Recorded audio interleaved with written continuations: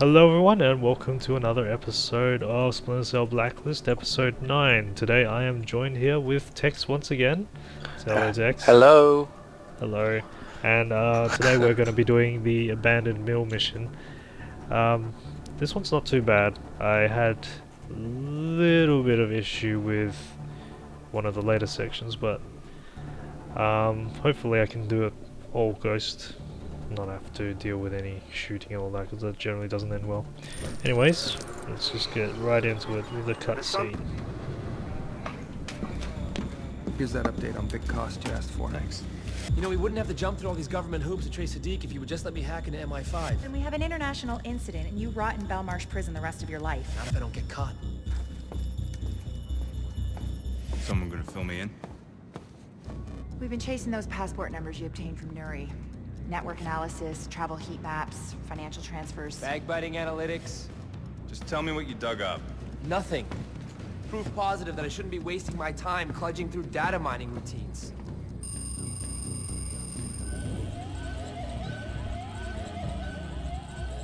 Holy shit. The engineers are in London. Still hate analytics? Nice work, Grim. Are all these people connected to Sadiq? And each other. It's a sleeper cell. Was. They've been activated. So how do we play it?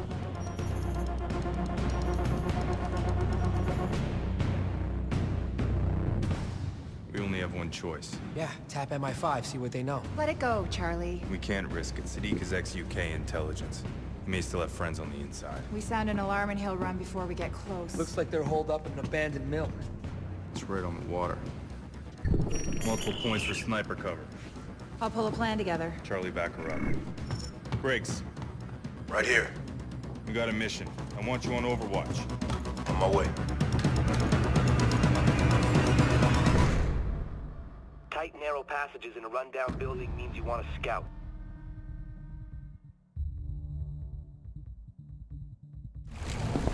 Alrighty. That was the cutscene. And there goes that guy. Goodbye. Good use, Briggs. Heading in. Roger that. Moving to position, Bravo. Okay, so, oops. So we have a couple of topics today. One of them involves basically Steam refunds being pretty prevalent. It's a new sort of thing that Steam has introduced, which is quite late actually. It should have been there to begin with Oh, yeah. a long time ago. But basically, what it has given us is the ability to refund games that either are just plain broken from the beginning, just don't work, or just didn't match up to what we expected, I guess. Yeah.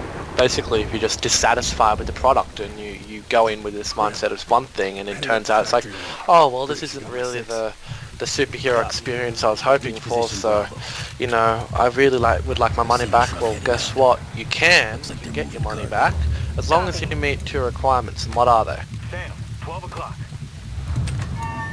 Yeah, it's really late. I don't understand why it took them so long, because it should have been there to begin with. Like any other normal company, just any seller or retailer in general has this kind of refund thing available. I don't know why. Well, I'm surprised they got away with it. Dug up some old blueprints. That's Like, another question. I'm surprised they, yeah.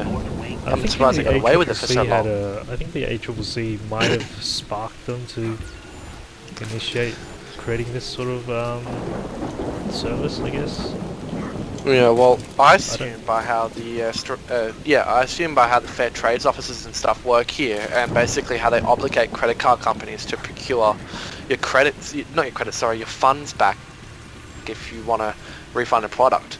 I think they'd be forced to give it back, because I mean, just like how, for example, in one country they might use a death sentence as a form of punishment, where in most other countries it's illegal. Well, and that shows like how one country operates as one way and everyone else has to respect it. Given how pretty strict Australia is with it, I'd be surprised if they weren't being forced to do it each time. But I mean, it's about fucking time they integrated this. It's like, they shouldn't be praised for it though. It's really retarded business practices. I mean, if they're gonna integrate anti-piracy measures and shit in all the games, like the way how it works, it prevents you from basically pirating it, then they should at least give you a refund option if you're not happy with the shit that you just bought. It's well, I suppose it's better late than never, but even Yes, yes. But it shouldn't have been a better late than never situation. it should have been there from the beginning. And I mean, it's interesting with the requirements they set. Basically, they said you need to have owned it for less than 14 days or less. Oh, well, you have to file the complaint or the refund request within 14 days, and you're only allowed to have played less than 2 hours. Now, that's understandable. I mean, I can see that working in most situations, but I think the 2 hours is not enough. I don't think 2 hours is not enough. No. Because some games are like really slow-paced games, so what happens with those ones? Also, well, what about on the other side? On the other hand, what about extremely short games? Yes. Because some games can finish in less than that. Yeah. Well, what about what about a game-breaking bug that doesn't occur until at least 75-80% of the way through the game? I mean, I had got Resident Evil 4 from Steam, and I played the game over a number of days, obviously many hours, because it's a very slow game with many levels.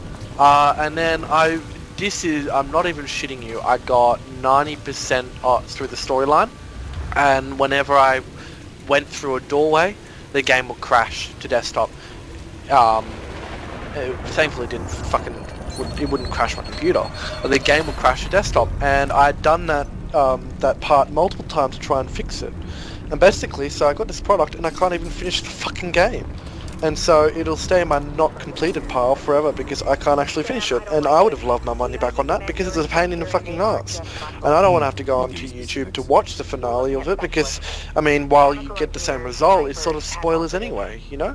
So it's I mean, if anything, they should say for an instant refund, you meet those two requirements. You've played under 2 hours and you've had it for 14 days or less. That's for an instant refund. But in special circumstances, I think they should offer you the ability to basically give them a plausible argument, maybe even attach documents or whatever that show proof or some shit, I don't know.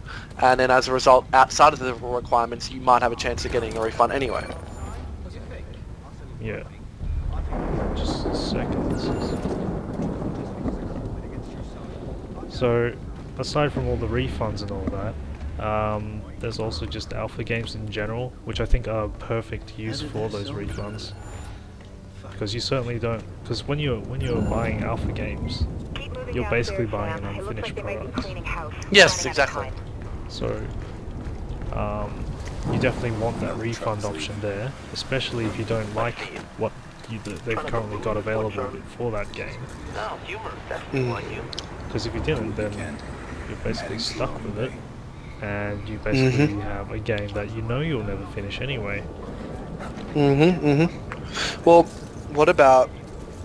Well, you know what, and you're also right about bringing up the point about what about games that are short? I mean, for example, I purchased a video game called 9.03 meters, and basically it's not a really video game. It's a commemoration to a Japanese tsunami, and the idea is that all the proceeds of the game go to charity. So, hence why I bought it. I think it was $1. So the dollar went to charity, hence why I bought it. The issue is if I was an asshole, and I'm like, oh, people are raving on about it, oh, this is so great. You finish the game, it says you've played 13 minutes. That's start to end. That's under 2 hours. So I could have easily played the game. And then what? ask for a refund because it's within 14 days and under 2 hours, and I get my dollar back and I've played the thing. I mean, I wonder if there's any, like, they have contingency plans for that kind of scenario where they prevent shitheads from trying to, like, cheat the system. So there's the thing where Valve are being stingy because of their requirements, and so people don't get their money back when they really need it. And then there's this situation where people are trying to cheat the system. So it's like you can't really win with this kind of thing. Okay, we got a cutscene coming up now, so... Everyone in the central office. Whoever left here did it in a hurry. Got files from Iran. Looks like Quds Force. Might explain why they had eyes on Nuri. Scanning now. If we wanted evidence Iran was behind the blacklist, we just found it. Get these over to Caldwell ASAP.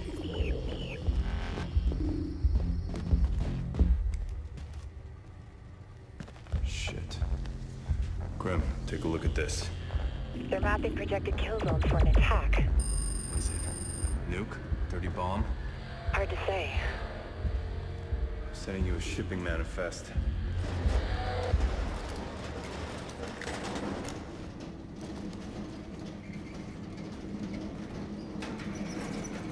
This the last lot? Yeah, that's all of it. Right, rally everyone, we're pulling the plug. Looks like their last shipment is about to leave. Reposition brakes, have him disable the truck. Negative. This could be our only chance to learn their destination. I'm gonna put a tracker in their cargo. They're in hazmat suits. You don't know what you're dealing with. Probably trained with worse. If a single guard spots you, it's all over. Forget who you're talking to. Alright, so cutscene's over, but I think there's going to be another one very shortly.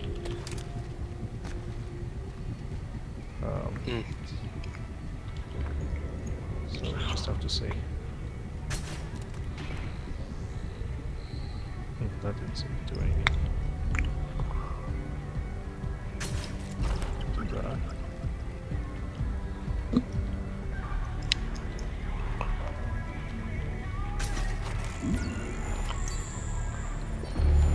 Wow. Okay, cutscene. Sam, wait.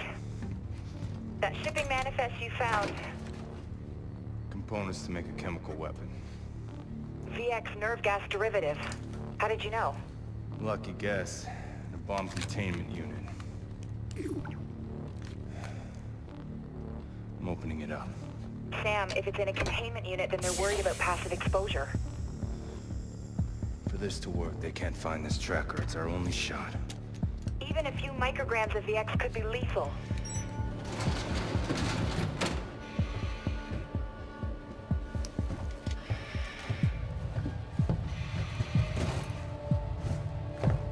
Sam?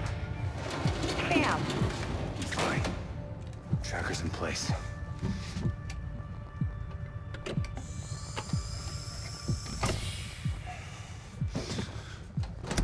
Moving out.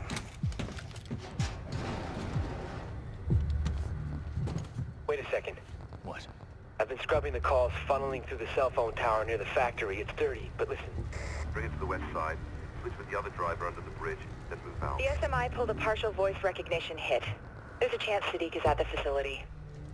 Send the location to my ops at. I'll do the rest. Will do.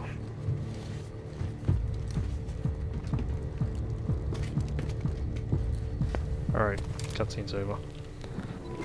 Sam, you're still not in the clear until that truck leaves. I'll keep it quiet. Alright, so where were we? It was just fine when you drove it in this morning. I don't see Where were we? That is a good question. Okay. That was not a good spot ride. Let's try that Sam, again. you're still not in the clear until that truck leaves. I'll keep it quiet. It was just fine when you drove it in this morning. I don't see what would have changed. This is what's changed, and I don't want to take any chances, not with that load on board. If you're scared to drive it, I can find someone else. I'm not scared, I'm just... Wow, they don't seem to give a crap no matter how many noisemakers I chuck at them. But that guy is the Sam, you're major still not in the clear concern. until that truck leaves. Oops, I It was a bit slow.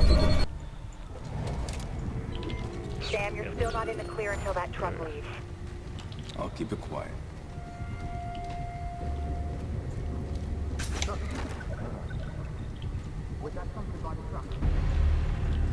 Alright. There we go. So we were talking about Alpha Games and did we finish on that one? Oh. I don't know, well, this is so unprofessional. No, well, we were discussing about, I guess, how people might be able to rort the system by getting short games, playing them, and then asking for a refund for whatever reason. I mean, that's the last thing I remember, but I think you were moving on with the subject. Okay, so I suppose there's also the issue of pre-orders. In general, it's not a good idea to pre-order a game, because I find that get sucked into the hype anyway. Yeah, the hype does have quite a big part in it.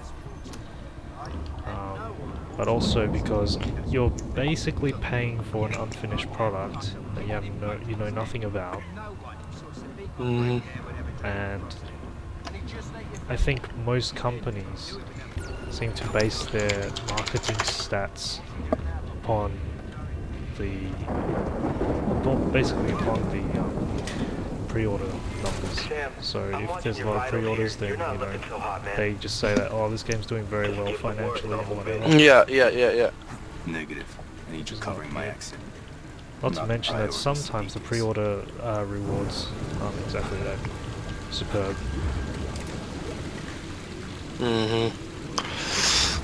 Well, as I was saying to you earlier, on top of that, and then with the pre-orders, you pay to be the bug testers for the people who are going to buy it in 1 month's time, which is why you get sucked into the whole thing about the pre-orders. Is because really, if you think about it, pre-orders just not really any benefit except for maybe getting some certain DLC that you can't get later on, or it's more expensive to get later on. But the fact of the matter is that I just feel that pre-orders are just a way to hide the fact that the game really still isn't finished. Yeah. I mean, GTA 5, people were fucking pre-ordering the shit out of that game for PC, and it got delayed, as we would complain about in the previous episode, 3 times. I mean, X is one of these latest ones, pretty bad. Hang on, there's going to be a cutscene. I'm just gonna, because this part's scripted. You're gonna eventually get spotted, so I'm just gonna purposely get spotted right now. Come on, bumped into the back. Hello. There we go. There we go. So it's gonna then take us to another cutscene. Sam, do you copy? He isn't responding. I'm moving in.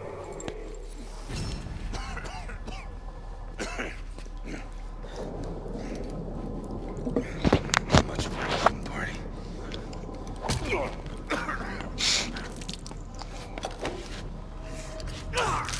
Did I give you an order? I just thought... Now you'll remember.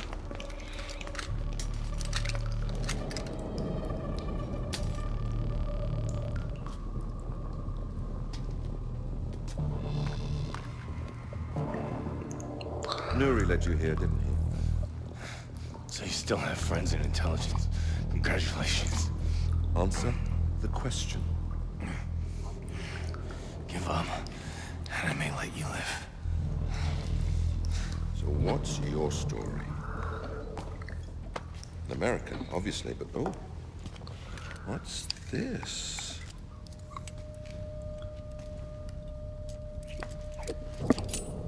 Karambit. Picked up some training abroad, did we? The special ops, but nothing my friends know about. You're a mystery. Who are you? The man who's gonna kill you. Why? Because I'm above the law? Because I kill for a purpose? But then, I'm no different than you. You murder innocent people. Because your president sends men like you to countries where you don't belong. Go to hell. Where's your team?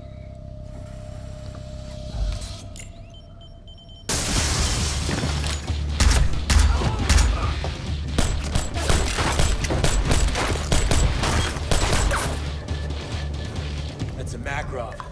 You've only got one shot left. You better make it count. Are you sure? Because one is all I need. Take it on, Briggs. That's a negative, Sam. Take this shot. Kill him. Briggs, you have to do something. Sam's vitals are fading. You were wrong.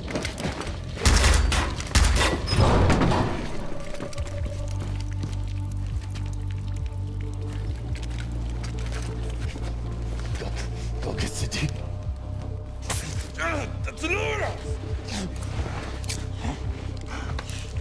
Sam needs a lot more than atropine if he's gonna pull through. Get to the roof now.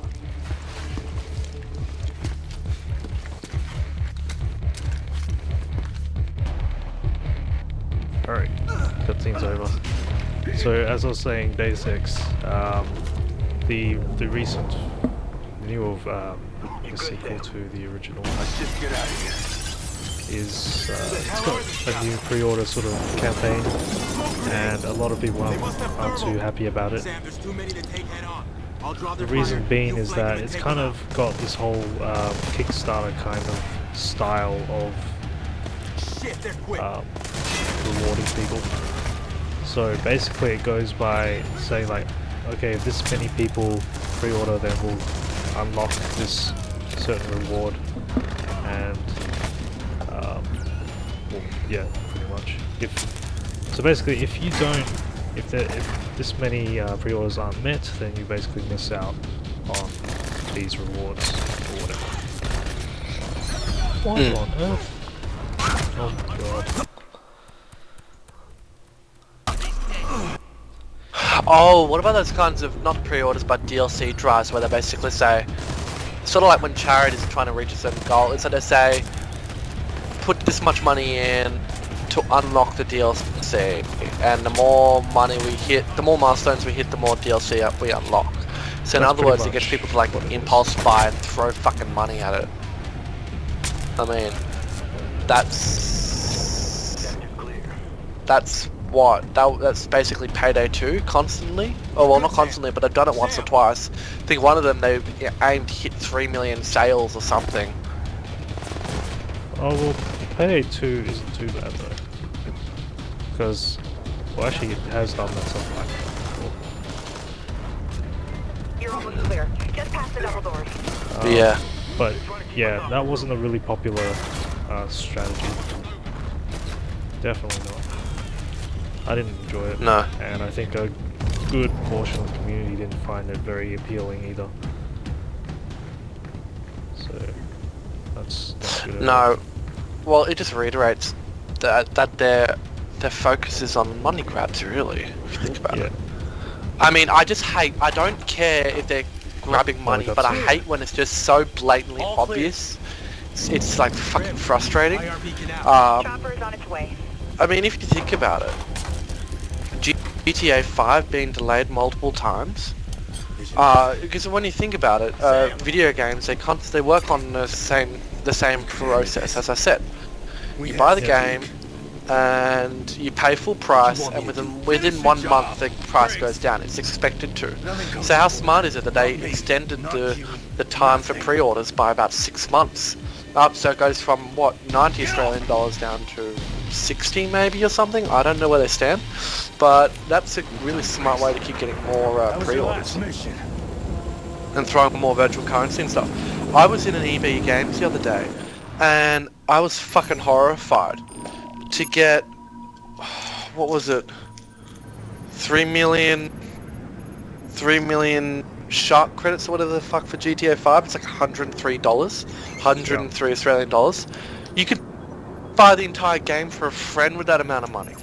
I mean, and sure, it's like the idea is it defeats the whole grinding for the fucking cash, but as we were playing Payday 2 earlier, you play them for the challenge and stuff. So you do. You play them for the challenge, part and of the challenge. Well, exactly. And the funny thing is that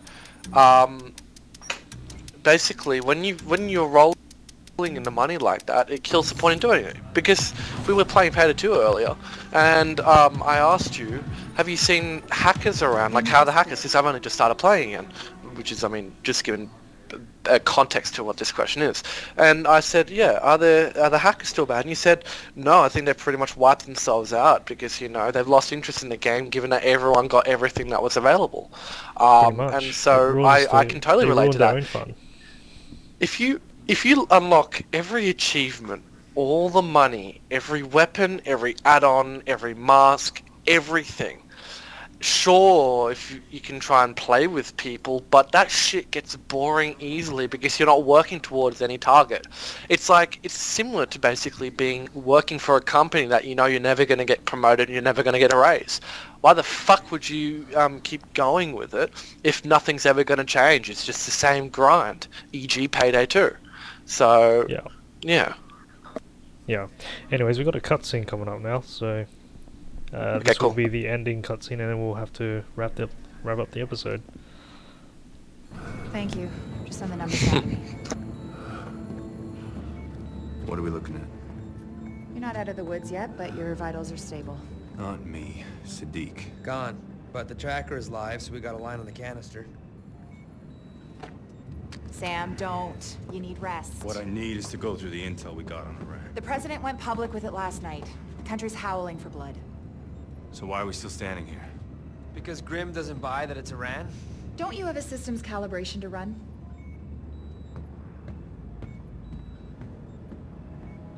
What? Every time the engineers leave intel laying around, it's to set us up. Could be they panicked. Sadiq wouldn't have been there if he knew we were coming. We can't be the reason the country gets into the wrong war. You're right. Can't make a bad call on this. Which means we have work to do.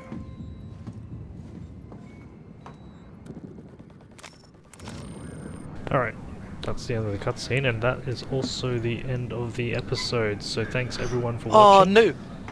Oh no! Thank you. So please like, favorite, and subscribe as the usual, and hopefully me and Tex will see you in the next episode. Until then, awesome. take care. Alright, see you. Or playing with them. In other words. Yeah, playing Pet with dog. them. Yes. Don't want to pet the dog. I mean, as long as it helps you sleep at night, saying that rather than meaning you actually, rather than wasting them. I blew mine up. Okay, I killed them. I said they'd be fine. I tied them up and they consented, and then I blew them up.